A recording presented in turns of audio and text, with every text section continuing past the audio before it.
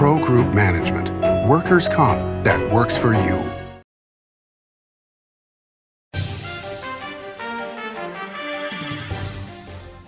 Welcome to Nevada Newsmakers. On the broadcast today, the topic of immigration with Carina Black, the Executive Director of the Northern Nevada International Center, for the whole show on an all-new Nevada Newsmakers. Southwest Specialties has been making the homes and businesses of Nevada beautiful for more than 20 years. Their experienced designers and craftsmen create the walkways, backyards, water features, and a variety of outdoor cooking areas that add curb appeal and value to your investment. Call today or visit them at their website and see how they can make your outdoor spaces special. Southwest Specialties, creative, distinctive, beautiful. Retail's impact on Nevada's economy? Enormous. 8,600 businesses, large and small, employing 145,000 workers. And last fiscal year, retail paid tax on nearly $60 billion in sales. We're the Retail Association of Nevada. We support retail, we help it grow, and we mean business. RANNV.org. What do you count on? You count on your power every day. At NV Energy, we've always powered what's important to you. But we're not looking at the past. We're focused on the future. While our standards are high, our rates will remain low. And our commitment to renewables isn't just meeting standards, but leading the way. Because you can count on more than just your power. You can count on the company who brings it to you. That's our promise. You can count on it. Nevada Newsmakers Studio is located at the headquarters of the Nevada Trucking Association. Motion and purpose are a truck's greatest virtue. This is Nevada Newsmakers with host Sam Shad on No Holds Barred Political Forum. Now, from the Nevada Newsmakers broadcast headquarters, here is Sam Shad. And back on Nevada Newsmakers, we're always delighted to welcome back to the program Carina Black. She is the Executive Director of the Northern Nevada International Center. Would you just briefly explain what the center is all about? Sure, and thanks for having me. Always a pleasure. So we are a nonprofit affiliated with the University of Nevada. We have three major programs. One is exchanges, so we host international visitors through the U.S. Department of State, whether that's high school students or Supreme Court judges or environmentalists. We host about 500 folks a year on that program. And we have a language bank. We provide interpretation and translation in about 200 languages to local courts, schools, private businesses. And then the third is refugee resettlement. So we resettle refugees, asylees, victims of trafficking, and Central American minors. Okay, well, let's start with the most obvious one, which is we're heading into a lame duck session of the Congress. Any hope for anything happening with immigration in the lame duck? Well, we haven't passed. I wish you weren't laughing. I love you to death, but I wish you weren't laughing. We haven't passed any significant immigration bills. And even when we had both houses and when we had some really strong support, for some reason I don't think we can do it, and definitely not in the lame duck session. Well, the thing that's kind of interesting to me is how the debate over immigration has changed in the last 40 years. Because really, if you go back to the Reagan administration, when the last time we passed truly significant immigration reform, you really had two camps. You had labor on one side and you had business on the other side. Mm-hmm. And it took leadership in Congress on both sides and in both houses to really push it through. There were lower level people working on it for several years. In fact, it started in 1977 under Jimmy Carter, and yet wasn't passed until '86.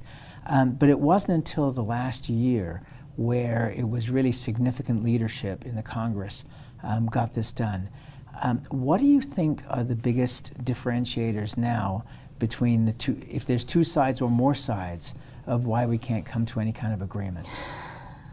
I think every administration has to make key decisions on how they want to manage, especially the crisis on the border, and that has caused such a split between the two sides that I think coming together, back together, is now becoming almost impossible. The major discussion now under the Biden administration is that the administration made a conscious choice to focus on that segment of the 11 million undocumented folks who may pose a threat to our country. And that is a very tiny amount of folks, because if you look at the upward mobility of immigrants, which is not a topic that is generally discussed. It's when you have an undocumented person that commits a crime, that becomes a huge topic. But a majority of undocumented people, actually, data from Nevada and most other states show that foreign-born, even undocumented immigrants create more businesses than U.S.-born folks. So there is this kind of non-discussion about how much we need labor in the United States and how the U.S. is decreasing its actual numbers. And I just think we are not talking about the real issues most of the time. Well, because they're not sexy. Yeah. It's a lot more interesting for news media to cover panic at the border and allow politicians in those border states to be able to get headlines where real stories are not actually told. But here's a question for you, which is, in the past, ports of entry, legal ports of entry, were far greater avenues for people to come and outstay their visas than it was crossing the border. Has that now flipped? Has now the southern border become the major importer of people into this country? I'm not 100% sure on the data on that, but with the removal of Section 42, which was Trump's attempt to kind of use the pandemic to say, you can't come, we're going to cause another COVID catastrophe. With the removal of that, I think the opening of those traditional border crossings is definitely going to be back on the radar again. How that's going to pan out and what a next administration is going to do is totally up in the air. And the reality is that there hasn't been really a whole lot of change in the immigration world from the last administration to this administration. Not at all, not at all. It was actually under President Obama that more immigrants were expelled from the United States. Of course, the pandemic had something to do with that, but there's not a huge, there's some reduction of expulsions, but not as significant as one might think. The phrase that's most commonly used, and you and I have talked about this over the years, is comprehensive immigration reform. And my thought is that because of what you've talked about here already, that there is no common ground for comprehensive immigration reform. Cannot we take apart the pieces that make sense? For example, here in Nevada, we need workers. The other side of my business, apart from running this show, is an advertising agency. I have more clients asking for employees than anything else. They've got all the business they can handle, and they could do a lot more if they had employees. And yet, we don't do anything about all these people that are coming in. And I want to talk more to you about this in a moment. But are there areas where there's common ground between Republicans and Democrats to at least try to fix some of the immigration situation, or is there just no hope at this point? And you would think that for DACA recipients who are young people who have come here without, when they were young and they had no choice whether they could come or not because they their were too young. Parents brought them over. I think the fact that DACA has not been able to be made into a law, into permanent law, is pretty unbelievable, because I believe there is bipartisan support, broad bipartisan support for it. And it just shows that piecemeal part, even that is so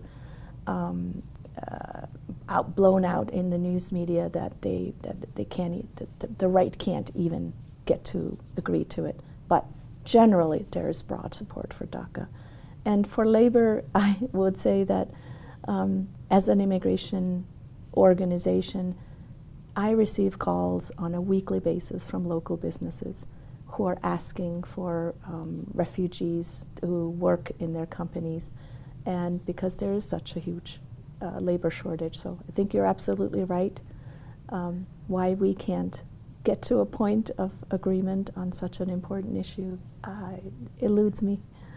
Well, and it's been this way, you know, for decades. I mean, the only shortcut to getting a green card, which puts you on the path to you know, potentially citizenship, is if you have $1 million and you hire 10 Americans to work in your company, and do that over a certain period of time, then you're in good shape, unless of course the company goes bankrupt, as so many have done, and those people who invested the $1 million lose their money and still don't get citizenship. Yeah.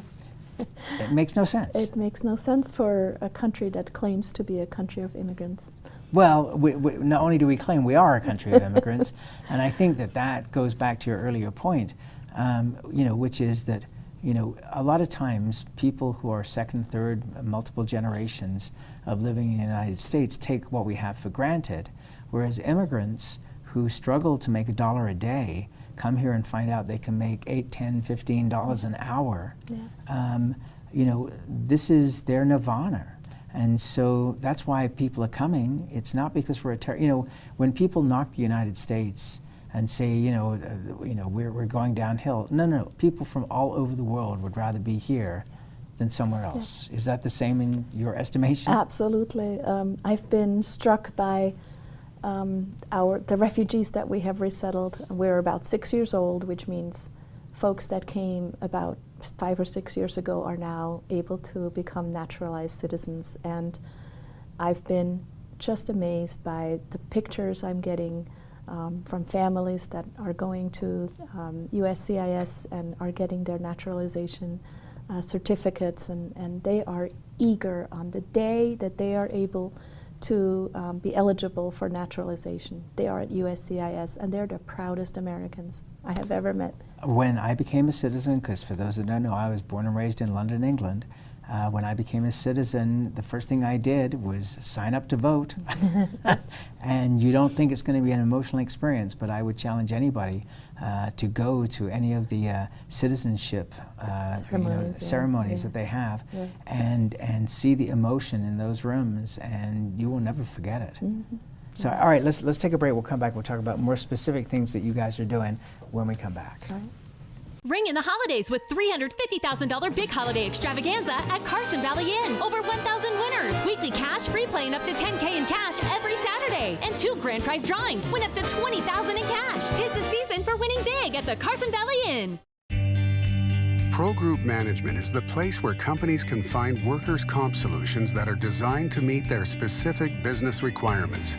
As regulations evolve, Pro Group takes a proactive approach to clear the path to make sure your business stays ahead of the curve.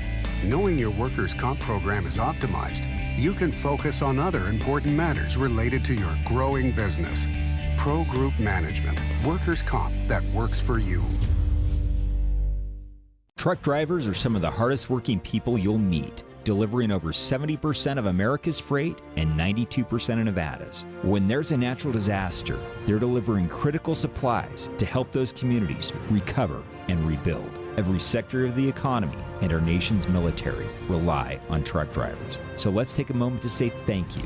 On the open road or city streets, our truck drivers are rolling to make our economy and our nation stronger. Trucking moves America forward. With Nevada's only transplant center and verified burn center, the science is here. With award-winning cardiologist and the state's only dedicated heart failure clinic, the talent is here. With Nevada's most advanced robotic surgery, the technology is here. And with the Silver State's only designated pediatric trauma center, hope is here. All because we are here. UNC. Save money and take transit. Did you know you can ride the bus all day for less than what it would cost you for a gallon of gas? Plan your trip now by going to rtcwashoe.com. This is Nevada Newsmakers. And back on Nevada Newsmakers, we continue our conversation with Carina Black. She is Executive Director of the Northern Nevada International Center, affiliated with UNR. Do you have a sister organization in Las Vegas? We are part of a national association that hosts international visitors, and the sister organization is the World Affairs Council of Las Vegas. Okay, all right. So let's talk about who's here in Northern Nevada. We have any kind of significant Afghan population? Yep, we resettled about 150 Afghans just from the evacuation of last August. So between August and March, we resettled about 40 families. What did they say to you about the evacuation? They're traumatized. Many have PTSD. All of those evacuees were initially brought onto U.S. bases, either in Qatar, in Germany, or many in the United States, where U.S. bases were opened for Afghans. There were about 110,000 Afghans that were evacuated. The evacuation was chaotic, horribly planned. There were, we have 12 single men who simply went to the airport to see whether it was possible to leave Afghanistan, and they were pushed and shoved onto airplanes, and their families are still back in Afghanistan, and we've been really struggling to get them to be reunited again.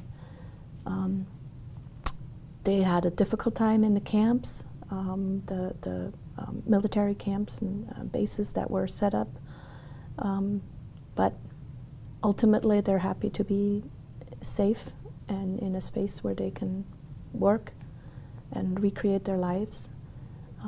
Many of them are hugely concerned over their families at home. And so I think we're going to be managing this situation for years to come. Oh yeah, to say the least. And you know, one of the things that occurs to me, and I understand that people would like everything to be clean, neat, and tidy, but war is not. And you know, when you have a situation of where you're going to leave, you can't make an announcement 2 or 3 years in advance to say, hey, we're leaving, because that opens up all kinds of problems. And I can't imagine any situation where things would be smooth in a circumstance like that. And I know there's going to be a lot of people that disagree and say, oh yeah, well, you know, let's blame this administration or that administration or whomever. But the truth of the matter is that the previous administration was going to get out of Afghanistan, and it wouldn't have been any cleaner if they had done it. It's just an impossible situation, but that's part of war. I think the thing that was more, you know, frustrating for me was that we were being told that we had, you know, a few thousand people of the military in Afghanistan, and then when it came to the evacuation, suddenly it was 150,000 that needed to be evacuated, and you're just going, wow, okay. It was a massive undertaking, and I don't think they estimated how big it would be. Well, to be honest, I personally think that the Pentagon knew exactly how many people it would be, but you know, they don't talk about contractors. They don't talk about the people that work at the embassy. They talk about specific soldiers because that number was more palatable. I mean, if you look at the situation in Ukraine, you know, we're not actively military involved in terms of soldiers, but the amount of weaponry we're sending, and who knows how many contractors are involved. So we were so vested in the country because we had been there for 20 years, and as I talk to our clients, so many are, you know, they have, most of them speak English, most of them worked with as contractors with Americans. Many of them were interpreters. We have fighter pilots, and they were directly involved with the U.S. military machine for 20 years. So they really, they're in danger at this point. So, but there's so many more still that are part of that group. And I think what we're hearing from the administration is that they're going to bring over folks that were in that particular situation over the next few years. And I hope that's true. I hope it's true too, but we shall see. Let's take another break. We'll be back more with Carina Black after this time out. As you know, Reno is booming. Toll's development company is helping it grow with insightful design and development, building community with every project, adding beauty, adding excitement, emphasizing our shared humanity. Reno is becoming bigger. Toll's development is helping it become better, more livable, more enjoyable. To learn more, go to tollsdevelopment.com. tollsdevelopment.com. Each day, the Children's Advocacy Alliance partners with leaders, legislators, and families across Nevada to improve children's health, education, economic well-being, and safety. We recognize Nevada will be no better than the state of its children. Be a part of this change. Be a supporter of the Children's Advocacy Alliance. For more information, go to caanv.org. Hi, I'm Renee Summerauer, digital news anchor here at 7 at 7. Watch our streaming nonstop newscast immediately with your mobile phone. 7 at 7 is the new way for you to get every bit of local news you need in just 7 minutes. Breaking news, local neighborhood news, weather, and sports are just a click away. Reporters bring you all of what's happening in the Valley. From Roku, Amazon Fire, Apple TV, YouTube, and more. Get every bit of local news you need from the RJ and LVRJ.com. Save money and take transit. Did you know you can ride the bus all day for less than what it would cost you for a gallon of gas? Plan your trip now by going to rtcwashoe.com. Ring in the holidays with $350,000 big holiday extravaganza at Carson Valley Inn. Over 1,000 winners. Weekly cash, free play, and up to $10K in cash every Saturday. And 2 grand prize drawings. Win up to $20,000 in cash. 'Tis the season for winning big at the Carson Valley Inn. This is Nevada Newsmakers. And back on Nevada Newsmakers, we continue our conversation with Carina Black. She is the Executive Director of the Northern Nevada International Center. Are you dealing with Ukrainians at this point? Yes, we are. So Ukrainians are under a different type of system than Afghans or regular refugees. They're under a Department of Homeland Security program called United for Ukraine. And they come with, they have to come with a financial sponsorship of somebody in the United States. So they're humanitarian parolees, just like Afghans were, so they have no real immigration path. They have to come here and then seek asylum. But the more, maybe the more easy thing for us as a resettlement agency is that because they have that financial sponsorship, they have family members here in the United States and more specifically in Reno, and they live with them. So we basically provide just Social Security, English, Medicaid, whatever services that they need. And most of them are women and children, grandparents, because most men are staying back in Ukraine. What do they tell you? Most tell us that they want to go back as soon as possible.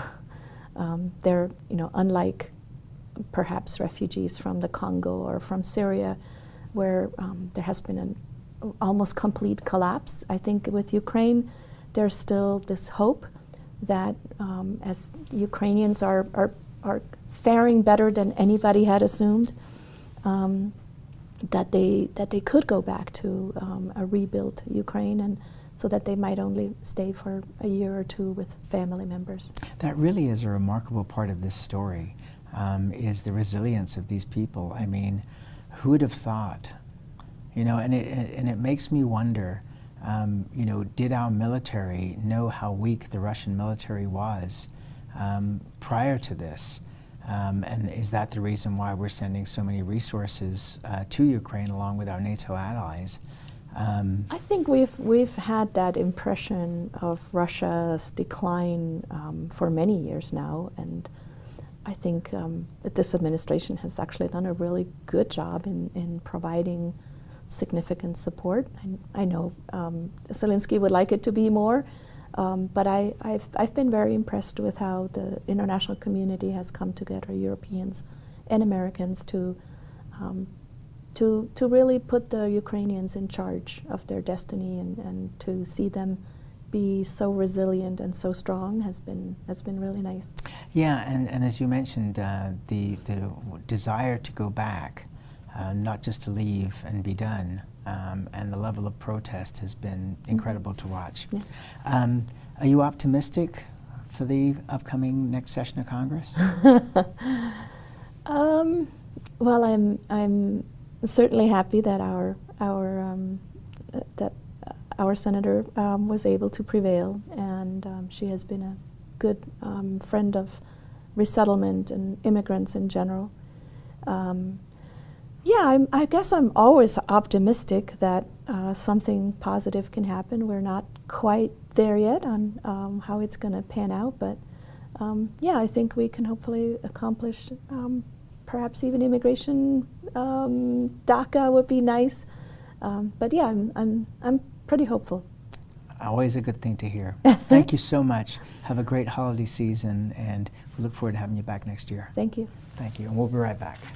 I'm here at the Carson Valley Inn in Minden with Joey Whitaker. One of the things I love about the Carson Valley Inn here in beautiful downtown Minden is CV steak. I have eaten here so many times. Tell folks what they can expect when they come here to eat. It's a beautiful room, great service. We have certified Angus beef, seafood, lamb, a great range of appetizers, and wonderful desserts.